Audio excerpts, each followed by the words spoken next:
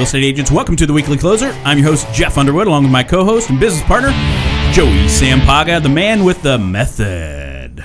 Right, Joey? Yo, what's going on, man? I'm feeling like we're going to get in the ring today. Yes, with the luchador mask. Absolutely. That's right. Oh, yeah. Hey, we've got a great guest with us today, and that's Omar Robles, broker with Next Gen Real Estate. How are you doing, Omar? I'm doing well. Good afternoon, guys. Good. Well, thanks for coming in. Thanks for having me. Yeah. So we're going to talk a lot about what you're doing on the broker side, too, to help your agents and do that. But let's first start with how long you've been in the business and kind of why you got into real estate. I've had my license since 2003, and it's kind of a cool story.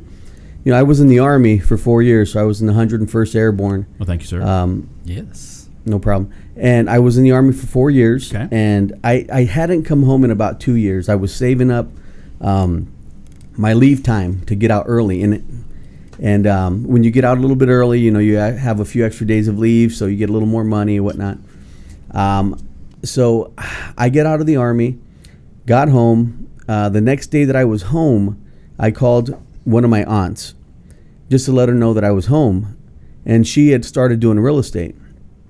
So she picked me up for lunch, went out for lunch, and she said, you know what, mijo, you know, Mexican tias call mijo, it doesn't matter how old you are. You could be 3 or you could be 30. You're always mijo. So she drove me to real estate school and enrolled me that same day. Wow. Okay. So that's how it started. I had no ambitions, no plans of doing real estate. I wanted to go to school, use my GI Bill. That's how it happened. So next thing you know, she's mentoring me. I get my license, and I was actually going to Arizona State. And just she would ask me, hey, can you show this person homes? Can you show that person homes? And I started doing it part-time. So I started doing it part-time, and just, you know, after a while, the market took off. And started doing it full time in 2005. Yeah. So 2003, 4, leading up to the summer of 2005, I think I closed about 8 transactions in that time. So friends, family, you know, all these people that, you know, hey, you have your license, you're my friend, you're my nephew, whatever. Right. You know, those were my first clients. Okay. Yeah. All right. Well, I think that should be. I mean, that's kind of all of our first clients, probably. Right. Right. So The people, guinea pigs. people that we already know, right? Right. Know. Right. And hopefully we did things right. So yeah. Right. That's just the way Right. it is. No, that's awesome. And now, however many years later, now it's now you're the broker of the office over there. Right. I got my broker's license in 2013. Okay. And that's when I decided to open up my brokerage. Yeah. In 2013. So first few years bashed against a few walls. You know how that goes. You know, you drop a plan. It looks good on paper. Yeah. Right? Every football play you drop looks like a touchdown. Yeah. Right? Yeah. And you bash against a few walls and figure it out. So that's what happened. Yeah, I have a lot of those yellow notepads laying around. Yes, you do. I'm sure there's a lot of money to be made in those notepads. Oh, anyway, we digress, right? So tell me what you guys are doing at Next Gen Real Estate to be successful today. Well, I'm blessed to have such good, high quality agents already working for me, and a number have been with me for a while. So as far as what we're doing different, I think one of the things that a Next Gen agent does is they're not afraid to talk to people.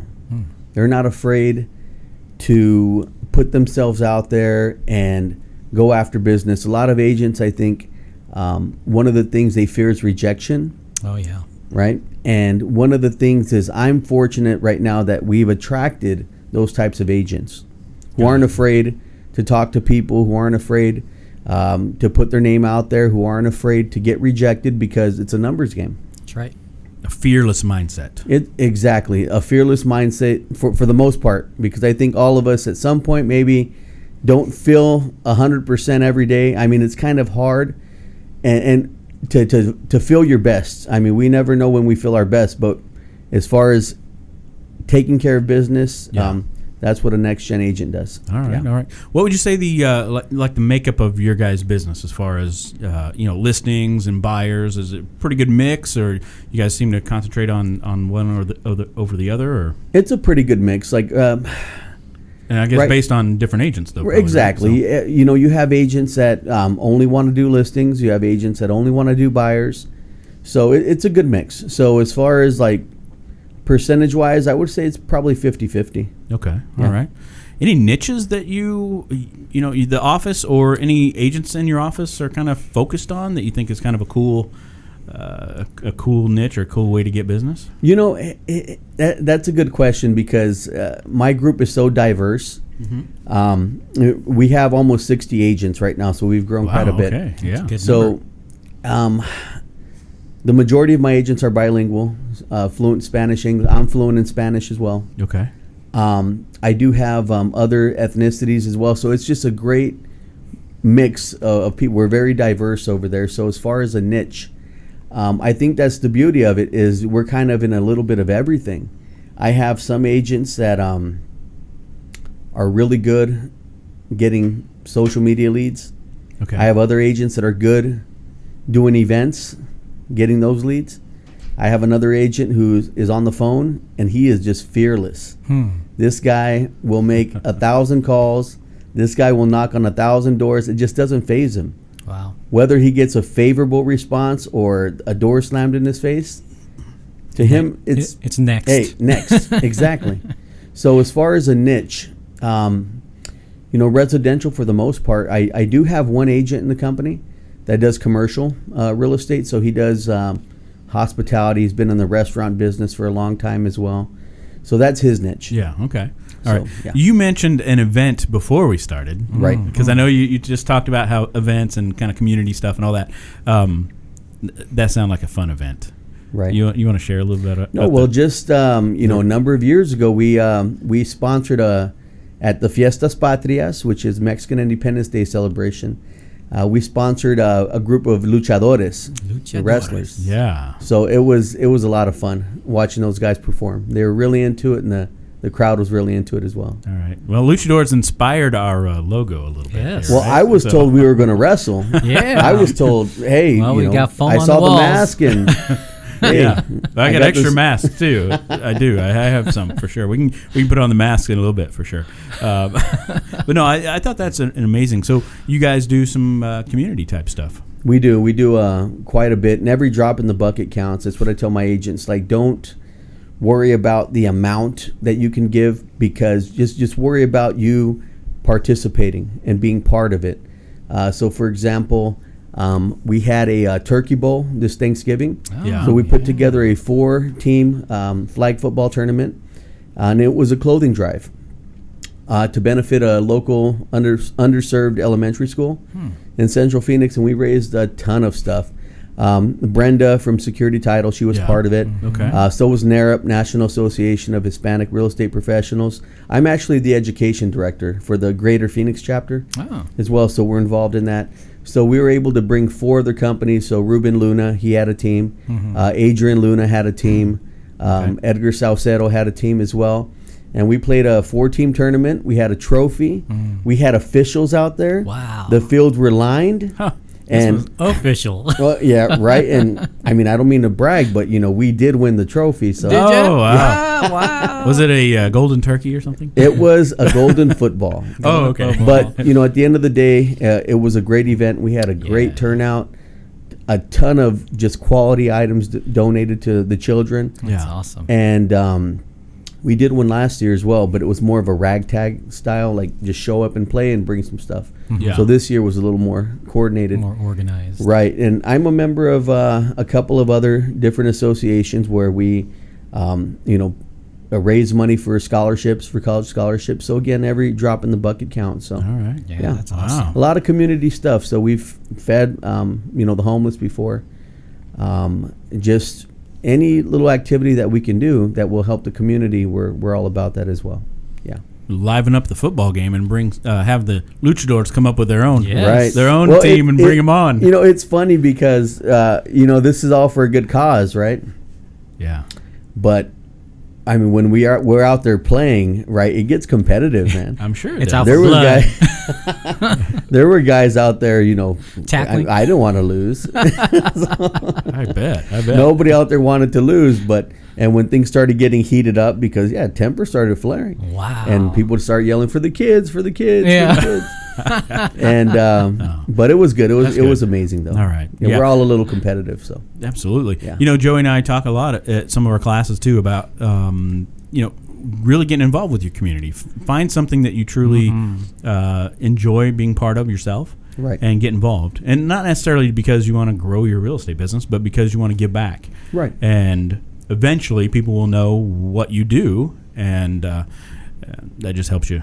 Yeah, and what's great, a lot of us have that experience of, I grew up in that type of environment to where, growing up, I needed articles of clothing from donations to be able, to have clothing for school. So, all that stuff, that I do and that I encourage my agents to do, and they get behind it, is just from personal experience. Like I don't do any of that just to.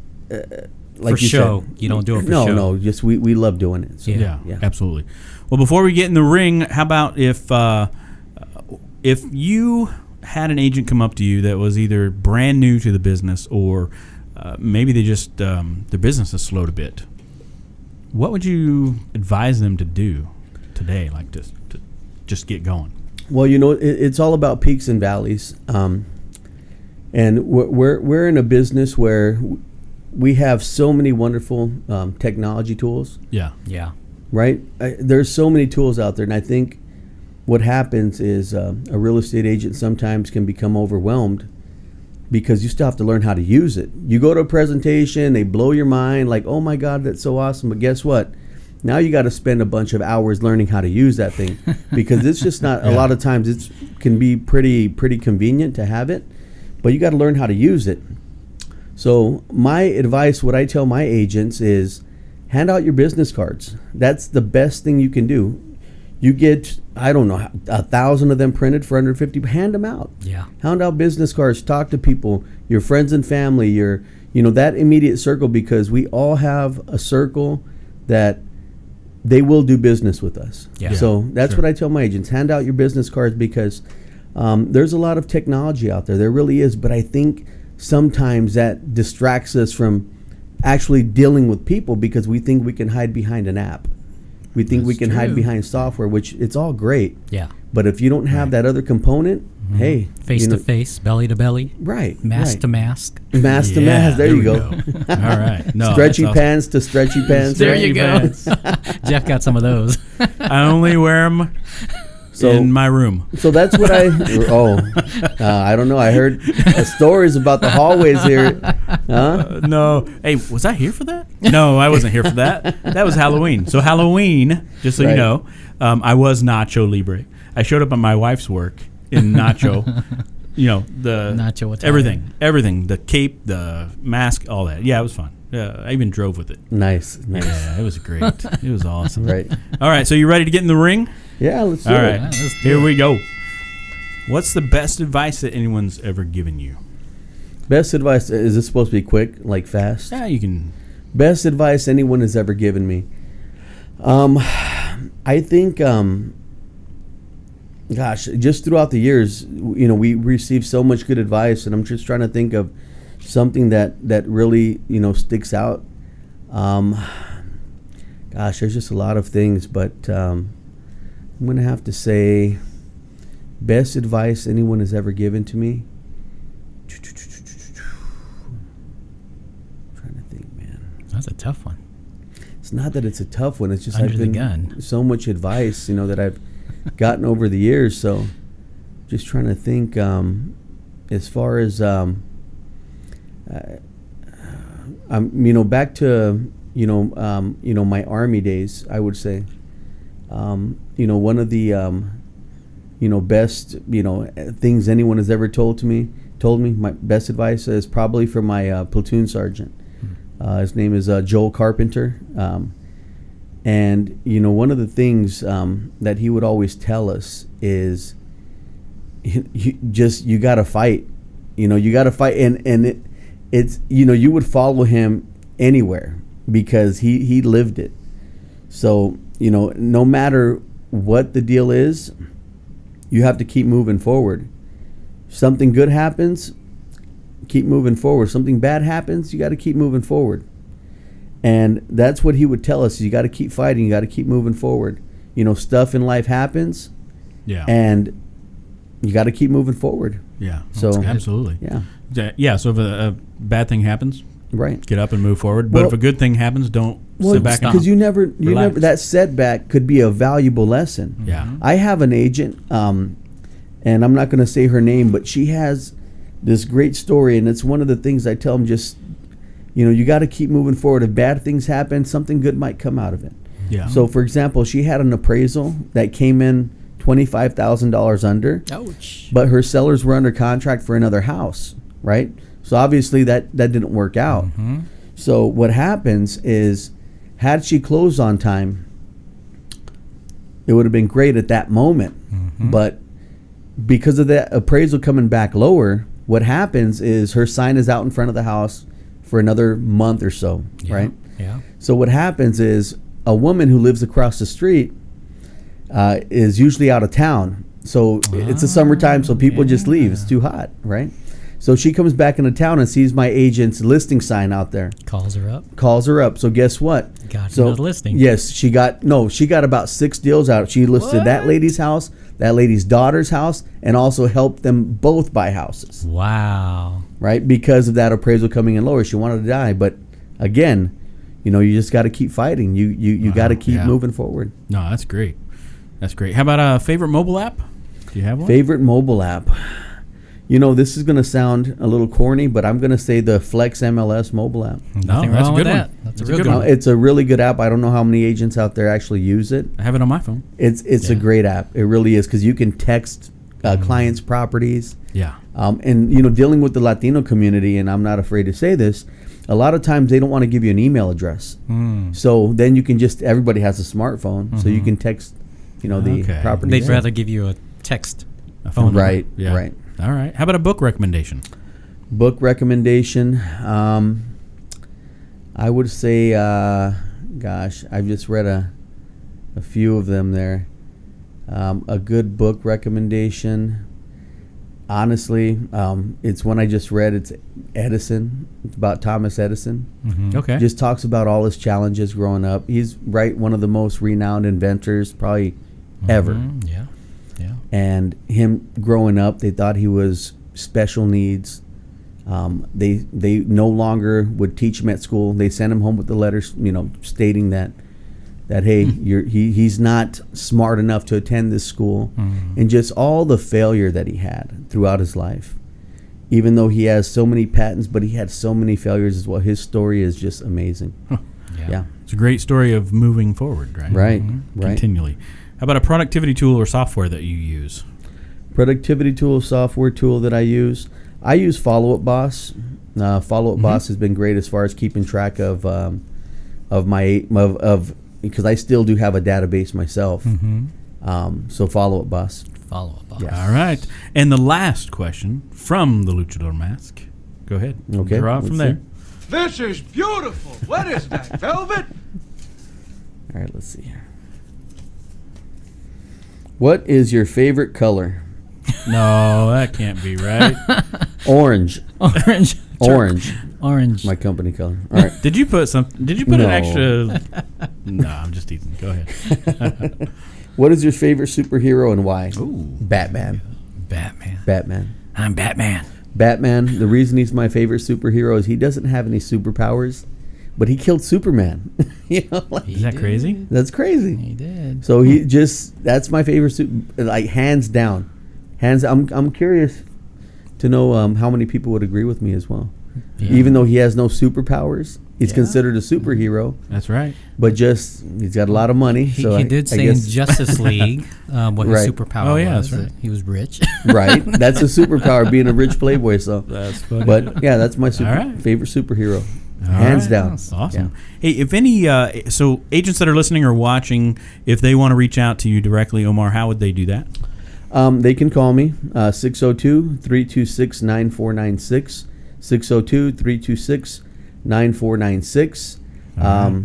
I'd prefer a phone call or a text message. My email is omar@xgreal.com, omar@xgreal.com. But, Okay. one of the things I think that my agents will tell you is that I actually answer my phone. So as we grow, that might get challenging, but, I enjoy that. I enjoy helping them build their business. Every name, the way I look at it for my company, every name, every contract that goes out has my name on it. That's right. Right. So I think what I've heard from some people, some of my agents that have come over is they just haven't gotten the support they're looking for. But I take that stuff personally. All right. It's my name on every contract. Yeah, that's right. Well, thank you so much for coming in. It's been a lot of great information. Yeah. Oh, thank you. That Hopefully was you've had some fun. Bada bing, bada boom. Yeah, it flies by, doesn't it? It does. It does. Well, hey, until next time, agents, this is Jeff Underwood along with Joey Sampaga. We are the Real Estate Marketing Maniacs coming to you from Security Title Studios. Door Maniacs. Nacho! Oh, wait, I better not say that. No. So were you a skeleto guys. for Halloween?